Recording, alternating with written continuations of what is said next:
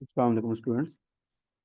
आज बेटा हम अपना सेकंड टॉपिक बेंजीन के चैप्टर से स्टार्ट करने लगे हैं। अब हमारे पास बेंजीन के ना कुछ मैकेनिज़म्स हैं, ठीक है। जैसे आपने एएस में मैकेनिज़म्स किए थे, जो आपके 5 मैकेनिज़म्स थे एएस में, इसी तरह अब आपने यहाँ पे भी वही उस तरह की मैकेनिज़म्स हैं जो हम जिसे हम गो थ्रू करेंगे, ठीक है।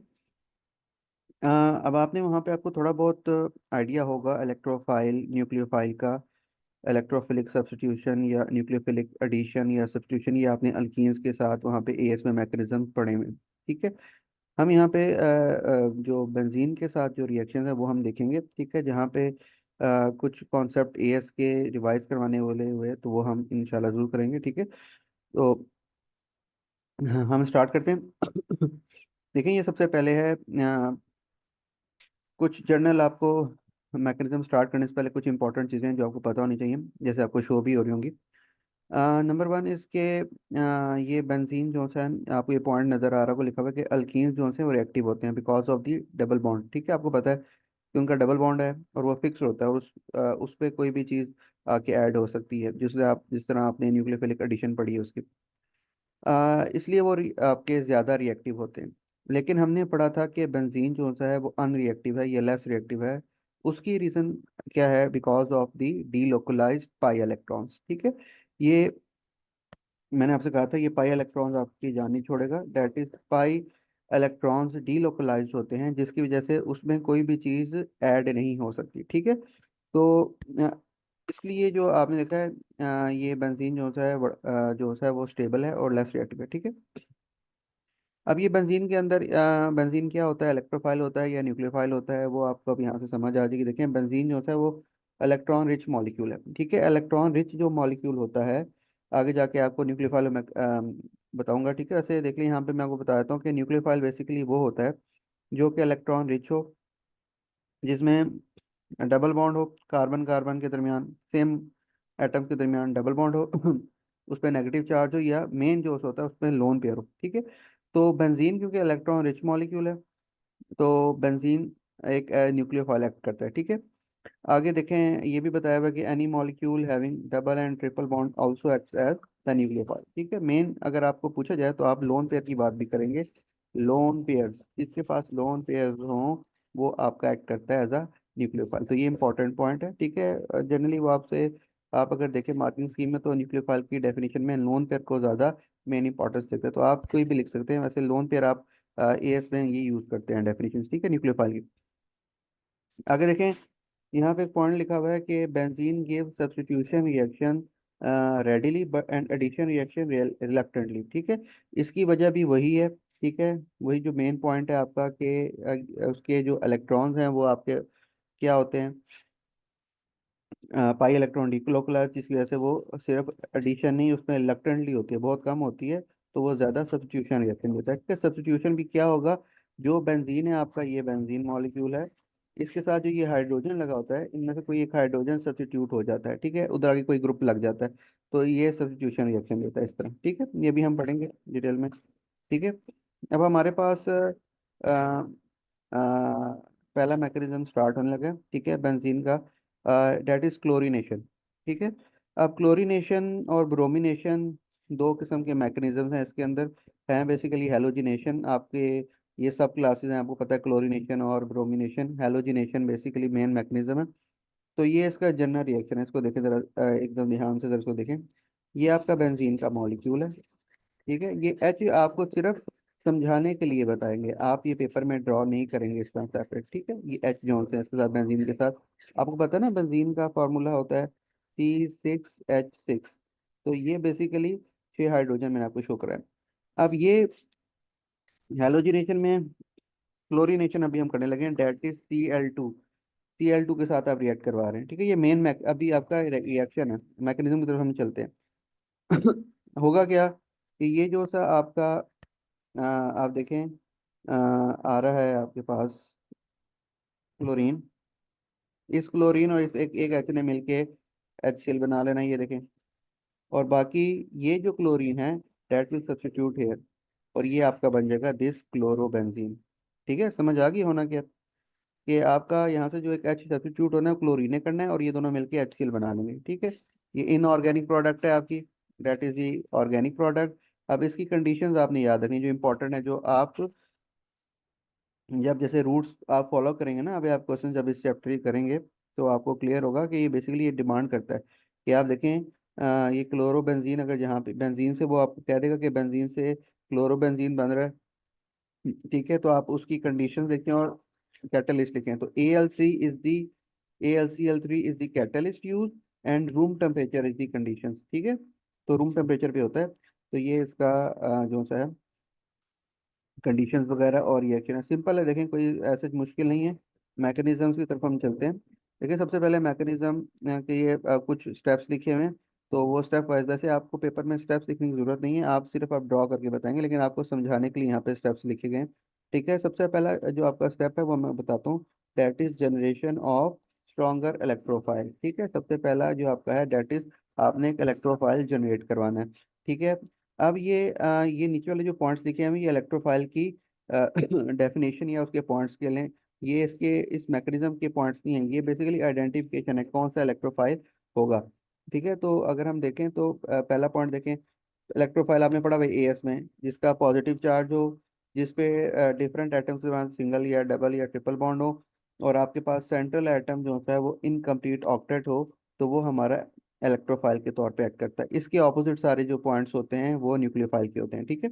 तो ये सिंपल, ये आपके आपने ये पॉइंट्स आपको समझाने के लिए बेसिकली रिवीजन है कि इलेक्ट्रोफाइल क्या होते हैं, ठीक है, उसके पॉइंट्स हैं। फिर अब हम चलते हैं, ये आपने ये चीज़ समझनी है कि हो क्या रहा है। देखें क्लोरीन हमने लिया था ना, Cl2 ऊपर। अब ये Cl2 बेसिकली आपको ये नज़र आ रहा है कि ये Cl2 का मैंने बना दिया है कोवलेंट बॉन्ड, ठीक है। ये तो आपने ओलेज में पढ़ते हैं, ठीक है। AlCl3 भी आपने एक कंपाउंड पढ़ा है एस में, जो कि बेसिकली वहाँ पे आप Al2Cl6 पढ़ते थे, जो एक डेटिव बॉन्ड बनाता था, ठीक है। यहाँ पे AlCl3 जो सा होता है ना, AlCl3, ये इलेक्ट्रॉन, इसमें जो एल्यूमिनियम है आपका, ये इलेक्ट्रॉन डेफिशिएंट है। आप देखिए इसका ऑक्टेट पूरा नहीं हो रहा, इसके 6 इलेक्ट्रॉन्स है यहाँ पे। तो ये AlCl3 जो हम कैटलिस्ट यूज कर रहे हैं, ये उसकी बात है, ऊपर जो हमने कैटलिस्ट यूज किया है। तो पहला जो स्टेप होना है वो ये होना है कि ये जो क्लोरीन का आपका मॉलिक्यूल है, ठीक है, ये जब AlCl3 के साथ जब कैटलिस्ट ऐड करते हैं तो ये कैटलिस्ट क्या काम करता है कि ये एल्यूमिनियम है, ये इलेक्ट्रॉन डेफिशिएंट है। ये करेगा भाई ये कि ये कहेगा ये क्लोरीन के जो से ये इलेक्ट्रॉन्स है ना, जो लोन पेयर पड़ा हुआ है ये वाला, इनको भी तब खींचेगा, ठीक है। जब ये खींचेगा तो ये इलेक्ट्रॉन्स और ये न्यूक्लियस से दूर होता जाएगा, ठीक है। इलेक्ट्रॉन खींचेगा और ये डेटिव बॉन्ड बनाने की कोशिश करेगा। जैसे जितने वो इलेक्ट्रॉन्स को अपनी तरफ खींच रहेगा तो इस पे चार्ज डेवलप हो जाएगा, ठीक है। ये इसके ऊपर और इसके ऊपर पार्शियल चार्ज डेवलप हो जाएंगे, ठीक है। अब पार्शियल चार्ज डेवलप होने की वजह से, एक मिनट ये उल्टे बन गए, ये पे इससे नेगेटिव भी इलेक्ट्रॉन लेके जा रही है और इस पे पॉजिटिव चार्ज डेवलप हो जाएगा, ठीक है। ये छोड़ है तो ये माइनस चार्ज आ जाएगा, minus partial plus partial charge आ जाएगा, ठीक है। तो ये डेटी बॉन्ड बनने की वजह से, डेटी बॉन्ड दोबारा बता रहा हूँ कैसे बनता है। AlCl3 में जो आपने कैटलिस्ट यूज किया है उसमें एल्यूमिनियम इलेक्ट्रॉन डेफिशिएंट है, वो क्लोरीन के इलेक्ट्रॉन्स को खींचेगा, उनके साथ डेटी बॉन्ड बनाने की कोशिश करेगा, ये क्लोरीन इसको फिर अपने इलेक्ट्रॉन देता है, जिसकी वजह से इस क्लोरीन पे माइनस पार्शल और दूसरे पे आपका प्लस पार्शल चार्ज डेवलप हो जाता है, ठीक है। तो ये आपका यहाँ पे ये पहला स्टेप है, ये देखें ये आपने इस तरह शो करना है वहां पे, ठीक है। ये इस तरह ये आपने इस टाइम फर्स्ट स्टेप में ही शो करना है, ये आपने स्टेप करना है भाई। वो आप ये इलेक्ट्रोफाइल जनरेट करने वाला स्टेप है, ये इंपॉर्टेंट है स्टेप 1, ठीक है। इसमें देखें क्या हो रहा है, इसमें आपका ये जो क्लोरीन था ये देखें, ये आपको बताया हुआ है यहाँ पे, ये आपको ये कि यहाँ पे ये जो शेयरिंग हुई भी थी, ये इलेक्ट्रॉन यहाँ से जा रही है, कर्ली एरोस आपको पता है कि मैकेनिज्म में शो करते हैं, इंपॉर्टेंट होते हैं, और ये एरो बनाएंगे और एरो के ऊपर आप लिखेंगे डेटी बॉन्ड बन रहा है, ये डेटी बॉन्ड बनेगा, ये जो अपने इलेक्ट्रॉन है वो इसको देगा, इन पे पोलैरिटी क्रिएट हो जाती है, ठीक है। जब ये इलेक्ट्रॉन खींचे जाएंगे सब तो इस पे माइनस पार्शियल पे प्लस पार्शियल डेवलप हो जाएगा, और ये AlCl3 जो आपका है, ये इस क्लोरीन को लेके क्या बना लेगा, AlCl4, और ये साथ Cl पॉजिटिव जनरेट हो जाता है, जो ये प्लस पार्शियल वाला था ये इस पे कंप्लीट चार्ज आता है, जो कि हमारा इलेक्ट्रोफाइल एक्ट करता है। तो पहला स्टेप हमारा क्या है कि हमने इलेक्ट्रोफाइल को जनरेट करवाना है। तो इलेक्ट्रोफाइल को जनरेट करवाने के लिए आप क्या कर रहे हैं, आप AlCl डाल रहे हैं।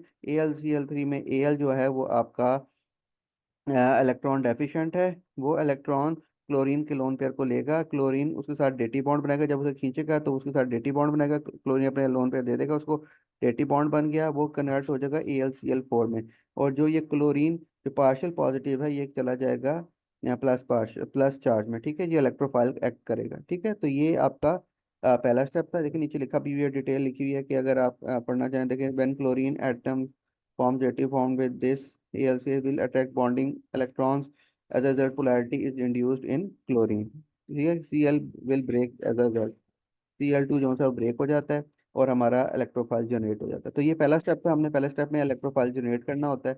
ठीक है, then this is the second step. अब ये सेकंड स्टेप में वो क्या कह रहा है कि आपने electrophilic substitution by Cl positive and formation of carbocation. Carbocation का आपको पता है, दिस इज स्लोअर स्टेप। ठीक है, इसमें जो ये कार्बोकेटाइन बन रहा है ये स्लोअर स्टेप वाला होता है, ये याद रखना है आपने। ठीक है, आगे मैकेनिज्म में ये स्लोअर स्टेप होता है।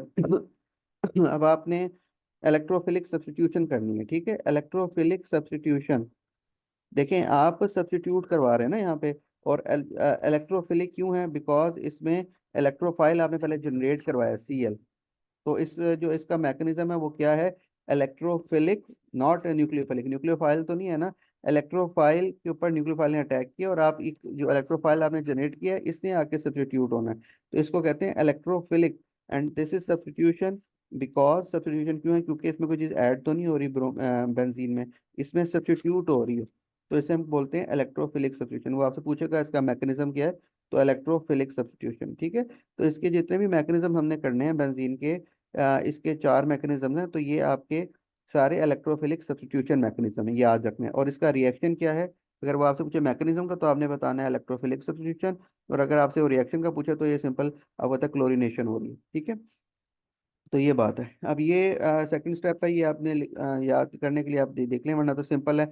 देखें, न्यूक्लियोफाइल हमेशा अटैक करता है इलेक्ट्रोफाइल पे। दिस इज इलेक्ट्रोफाइल जो आपने जनरेट करवाया है, और this is nucleophile benzene. Benzene will act on the electrophile. आपने कर्ली एरो से शो करना है। अब ये कर्ली एरो से शो करेंगे जब आप, तो नेक्स्ट क्या होगा कि आपका ये कार्बोकेटाइन जनरेट हो जाएगा। दिस इज कार्बोकेटाइन, आपने AS में कार्बोकेटाइन के बारे में पढ़ा है ये। ठीक है, ये कार्बन पे जो पॉजिटिव चार्ज आता है, this is carbocation. Tertiary primary secondary आपने पढ़े होंगे, तो वो यहाँ पे आपका वो जनरेट हो रहा है, डेट इज कार्बोकेटाइन। अच्छा, अब ये जो इंटरमीडिएट बन रहा है ना, अब इसके साथ आपने क्या किया है, देखें जो बेंजीन का यहाँ से, जब ये बेंजीन के अंदर दोनों चीजें आके लगी हैं, हाइड्रोजन पहले लगा हुआ है और क्लोरीन आके अटैच हो गया, यहाँ पे मैंने इसके साथ अटैच कर दिए। तो ये आपने ये शो करना है, हाइड्रोजन के साथ क्लोरीन। अभी हाइड्रोजन यहाँ से निकला नहीं है बाहर, ठीक है, ये आपने शो करना है। इस स्टेप में आपने क्या कि शो करना है, सिर्फ क्लोरीन को अटैच करना है। हाइड्रोजन अभी इसके साथ लगा हुआ है, अटैच है, जो इसका अपना हाइड्रोजन था। तो उसकी वजह से क्या होगा, क्योंकि नीचे कार्बन है, कार्बन ने अपने बॉन्ड तो पूरे रखने हैं ना, तो कार्बन का ये वाला जो जगह है ना, जो ये डबल बॉन्ड था, ये यहाँ से ब्रेक हो जाता है। ये देखें, अब दोबारा ध्यान से देखें, ये आपका यहाँ पे ये पूरा सर्कल था। ये सर्कल हम रिंग क्यों शो करते हैं, रिंग हम शो करते हैं बिकॉज ये ऑल्टरनेट डबल जो आपके इलेक्ट्रॉन्स थे उनकी वजह से शो करते थे ना, यहाँ पे पाई इलेक्ट्रॉन्स जो बना रहे थे। तो ये बेसिकली आपका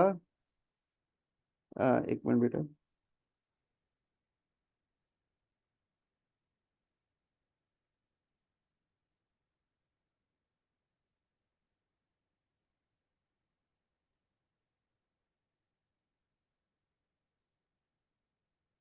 एक मिनट वेट करना मेरा बेटा, इशू आ गया।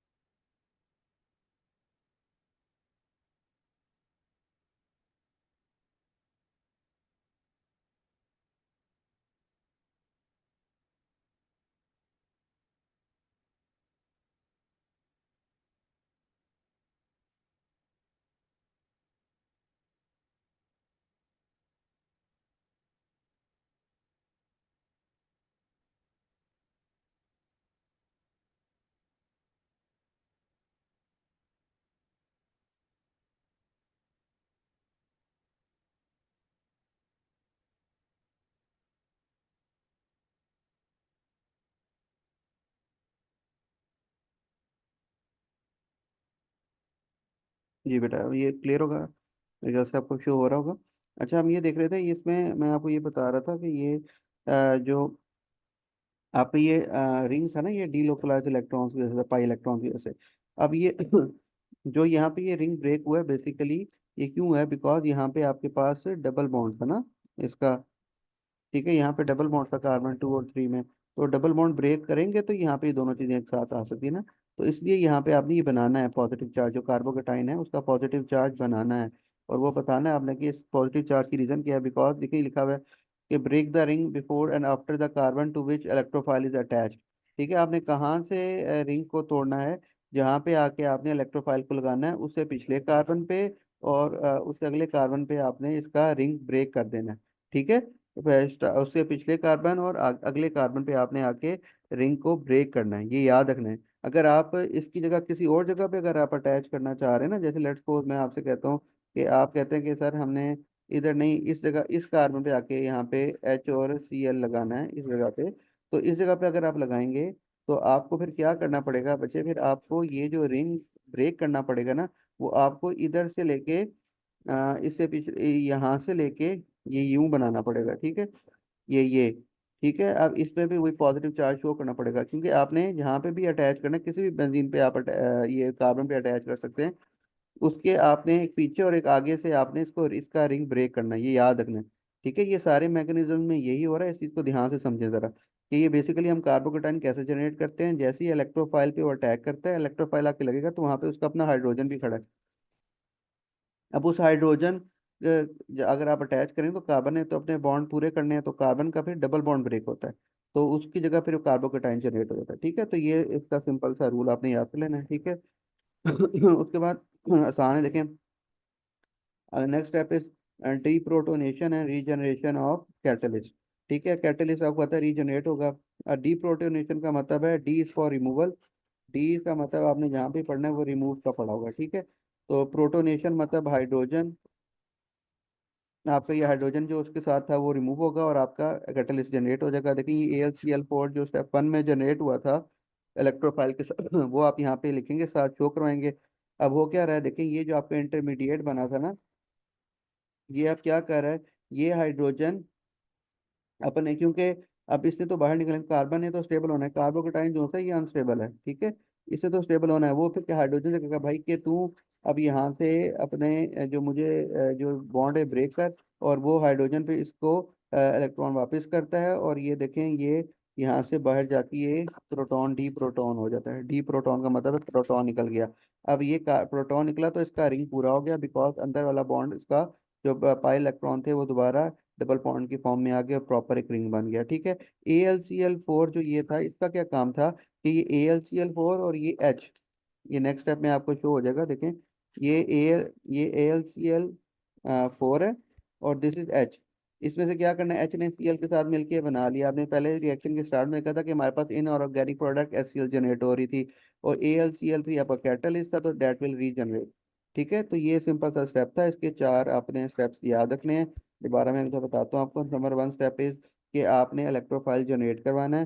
This electrophile is being generated, उसमें आपने कैटलिस्ट को जब ऐड करना है, AlCl3 is the catalyst. Is ये क्लोरीन के साथ क्या करेगा, क्लोरीन के इलेक्ट्रॉन्स को खींचेगा, तो इसमें पोलैरिटी क्रिएट हो जाती है, माइनस पार्शियल प्लस पार्शियल। अब वो क्या करेगा, जब ये ड्राइव करेगा इलेक्ट्रॉन्स इस तरफ, तो ये डेटी बॉन्ड बनेगा, और AlCl4 और Cl positive as a catalyst as a electrophile generate हो जाएगा। अब ये इलेक्ट्रोफाइल के ऊपर न्यूक्लियोफाइल अटैक करेगा, बेंजीन एक इलेक्ट्रॉन रिच मॉलिक्यूल है, तो वो आपके इलेक्ट्रोफाइल के ऊपर अटैक करेगा। ठीक है, अटैक करेगा तो आपका एक इंटरमीडिएट जनरेट हो जाता है, जिसे हम कार्बोकेटाइन बोलते हैं। कार्बोकेटाइन में देखें आपने रिंग को ब्रेक वहां से करना है, दोबारा बता रहा हूँ, देखें जहाँ पे आपने इलेक्ट्रोफाइल आके अटैच किया उसके साथ हाइड्रोजन अभी शो हो रहा है। ठीक है, ये यहाँ पे अगर ये दो बॉन्ड ये बनाएगा, एक कार्बन इस कार्बन के साथ, एक इस कार्बन के साथ, जो पिछले कार्बन के साथ बनाएगा, तो कार्बन के चार बॉन्ड पूरे हो रहे हैं, तो ये जो डबल बॉन्ड है इधर 2 और 3 में, ये ब्रेक होना करना पड़ेगा हमें। तो ये डबल बॉन्ड यहाँ से ब्रेक होता है, जिसकी वजह से ये रिंग ब्रेक हो जाता है और इस पे पॉजिटिव चार्ज क्रिएट हो जाता है, डेट इज कार्बोकेटाइन। ठीक है, इस कार्बोकेटाइन को दोबारा स्टेबलाइज करने के लिए नेक्स्ट स्टेप में क्या किया जाता है, डीप्रोटोनेशन। डीप्रोटोनेशन ये है कि हाइड्रोजन इलेक्ट्रॉन वापस भेजता है, और हाइड्रोजन कन्वर्ट हो जाता है into H positive ion, H positive ion के अंदर चला जाता है, और आपका ये जो इलेक्ट्रोफाइल है ये बेंजीन के साथ अटैच होता है, और बेंजीन स्टेबल होकर दोबारा रिंग के फॉर्म में आ जाता है। ठीक है, तो ये क्लोरोबेंजीन बन गया आपका, और ये डी प्रोटॉन हो गया। अब ये डी प्रोटॉन ऐसे तो नहीं रहेगा ना, ये फिर जो AlCl4 जो हमने शुरू में जनरेट किया था उसके साथ मिलके आपका HCl बना लेता है, एंड AlCl3 जो आपका कैटेलिस्ट है वो रीजनरेट हो जाता है। ठीक है। अब ये देखें कुछ, ये बताया भी आप, अगर आप डिटेल देखना चाहें इसको साथ साथ नोट करते जाएं चीज़ों को। ये लिखा हुआ देखा, इस डबल बॉन्ड क्यों जनरेट होता है। ठीक है, क्योंकि C2 और C3 में जब डबल बॉन्ड ब्रेक होगा तो कार्बोकेटाइन जनरेट होता है, तो उसकी वजह से पॉजिटिव चार्ज आता है, जो आपको मैंने फिर में बता दिया है। ठीक है, तो ये सिंपल आसान सा मैकेनिज्म था। ठीक है, इसी से रिलेटेड आपके पास है ये देखें ब्रोमिनेशन। ये दोनों एक तरह के हैं, इसलिए हम आज ही कर लेते हैं तो आज के लेक्चर में। ब्रोमिनेशन देखें सिंपल है, उसी तरह ब्रोमिनेशन भी हेलोजिनेशन की टाइप है। तो इसमें आपने देखें, आपने कंडीशन चेंज क्या करनी है। आपके पास बेंजीन वही है, ब्रोमीन आपके पास, आप पहले आपने Cl2 लिया था क्लोरीनेशन में, आपने ब्रोमिनेशन में Br2 ले लिया है। रूम टेम्परेचर पे होगा FeBr3 और AlBr3, आप एज अ कैटलिस्ट यूज कर सकते हैं। ठीक है, FeBr3 या AlBr3 कोई भी यूज कर सकता है। उसके बाद आपका, उसके बाद रिएक्शन में ब्रोमो बेंजीन बनेगा, और साथ HBr, उधर HCl बन रहा था, इधर HBr बनेगा। ठीक है, ये फर्क है, बाकी सारी चीजें वही हैं। भी आप देखेंगे आपको समझ आ जाएगी। देखें फर्स्ट स्टेप वही, उसी तरह generation of an electrophile, stronger electrophile वो कैसे बनेगा, आपने उसी तरह बताना है कि ये Br और ये FeBr3। ठीक है, FeBr3 आपको पता है Fe के अंदर भी आपके इलेक्ट्रॉन डेफिशिएंट है, तो ये Br से इलेक्ट्रॉन लेगा, इस पे माइनस पार्शियल प्लस पार्शियल, और ये डेटी बॉन्ड बना लेंगे आपस में। डेटी बॉन्ड बनाने की वजह से ये, यानी ब्रोमीन अपने इलेक्ट्रॉन इसको देगा, तो ये FeBr-1 जनरेट हो जाएगा, जैसे वहाँ पे AlCl4-1 जनरेट होता है। अगर आप यूज करेंगे AlBr3 तो AlBr-4 बन जाएगा। ठीक है, ये इतना सा फर्क होगा, बाकी सारे सेम स्टेप्स हैं। और Br पॉजिटिव जो कि एक इलेक्ट्रोफाइल जनरेट हो जाता है। ठीक है, फिर ये इलेक्ट्रोफाइल के ऊपर नेक्स्ट स्टेप में आपके जो बेंजीन है, नेक्स्ट स्टेप में ये बेंजीन इस इलेक्ट्रोफाइल के ऊपर अटैक करता है। ठीक है, अब देखिए मैंने इधर इस वाले कार्बन पे अटैच कर दिया, आप कहीं भी यहाँ पे भी लगा सकते हैं, इधर भी कहीं भी अटैच कर सकते हैं, आपकी मर्जी है। मैंने HBr ऊपर वाले इसका C1 पे अटैच कर दिए, तो यहाँ पे अगर मैंने अटैच किए तो यहाँ पे देखिए मुझे रिंग कहाँ से तोड़ना पड़ेगा, इससे पीछे और इससे अगले कार्बन से रिंग तोड़ना पड़ेगा, पॉजिटिव चार्ज शो करना, डेट इज कार्बोकेटाइन। ठीक है, ये कार्बोकेटाइन आपका जनरेट हो गया। अब ये कार्बोकेटाइन जनरेट होगा, उसके बाद नेक्स्ट स्टेप में क्या होता है, ये इंटरमीडिएट जो होता है ये आपका जो कार्बोकेटाइन स्टेबलाइज होने के लिए हाइड्रोजन इसको वापस भेजता है इलेक्ट्रॉन, और यहाँ से आपका ये रिंग कंप्लीट हो जाता है, और ये एच डी प्रोटॉन आपका प्रोटॉन निकल जाता है, और ये ब्रोमीन आके इसके साथ अटैच लग। ठीक है, और ये FeBr-4 यहाँ पे लिखना है। FeBr4 और H मिलके आपके पास क्या बना लेते हैं, देखें ये आपका सिंपल सा है, उसी तरह स्टेप है, वहाँ पे AlCl4 था, यहाँ पे FeBr-4 आ गया, कोई मुश्किल चीज़ नहीं है। H और ये मिलके HBr बना लेंगे, और ये आपका FeBr3 कैटलिस्ट रीजनरेट हो जाएगा। ठीक है, तो ये आपके दो मैकेनिज्म से, एक आपका अगला हमारा नाइट्रेशन है, वो हम नेक्स्ट क्लास में करेंगे। तो ये आपकी हेलोजिनेशन के दो मैकेनिज्म से इंपॉर्टेंट मैकेनिज्म है, इसमें हमने कंडीशंस याद रखनी है, मैकेनिज्म्स के याद रखने, स्टेप्स याद करने हैं। ठीक है, तो ये ब्रोमिनेशन और क्लोरिनेशन दोनों हेलोजिनेशन के ये आपके मैकेनिज्म। ठीक है बेटा, होपफुली आपको क्लियर होगा। ठीक है बेटा, अल्लाह हाफिज।